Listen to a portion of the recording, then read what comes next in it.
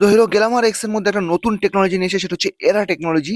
AERA, advance electronic ride assistance technology, যেটা riding এর অনেকটা ইমপ্রুভমেন্ট দেবে। এবং এর মধ্যে একটা সবথেকে বড় ইম্পর্টেন্ট ইলেকট্রনিক বাইকের মধ্যে দিয়েছে কিক। এছাড়া আরো অনেকগুলো ইউনিক ফিচার নিয়েছে, যেগুলো আমি এক এক করে বলছি। সবার প্রথম দেখো কালার ডিসপ্লে দিয়েছে, ফুললি কালার ডিসপ্লে, এবং দেখে মনে হবে না এলইডি না TFT। এবং এর নিচে দিয়েছে টাইপ সি চার্জিং পোর্ট, তোমরা চার্জিং করতে পারো বিন্দাস, চার্জিং এর খেয়ালটাও রেখেছে। এবং এই বাইকটিকে সব থেকে ইউনিক করে তুলছে কারণ 125 সিসির মধ্যে ফার্স্ট বাইক সেগমেন্টের, যেখানে ক্রুজ কন্ট্রোল দিয়েছে। উপরের দিকে প্লাস, নিচের দিকে মাইনাস। উপরে এক এক করে বাড়ালে 10 10 করে প্লাস মানে স্পিড বাড়বে, এবং 10 10 করে মাইনাস হবে নিচের দিকে।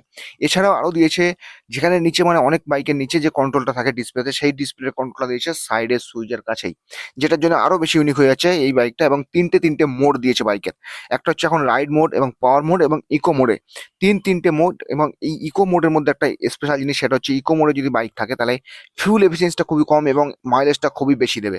ঠিক আছে? এবং বাইকটা যখন অফ করে আবার অন করছি, তখন বাইকটা কোন মোডে আছে সে নিজে ডিসাইড করবে, করে ফিউলটা কতটা দিতে হবে, কোথায় কি করতে ইউজ করতে হবে, সেইভাবে নিজে স্মার্টলি ফিউলটাকে ইউজ করবে এবং মাইলেজটা ইমপ্রুভ করবে বাইকের। এছাড়াও ডিসপ্লেটাকেও স্মার্ট করে দিয়েছে, ডে এবং নাইট দুটোতেই অটোমেটিক ব্রাইটনেসটা অ্যাডজাস্টমেন্ট করে নেবে। এবং আরো একটা ফিচার দিয়েছে, সেটা হচ্ছে প্যানিক ব্রেকিং সিস্টেম।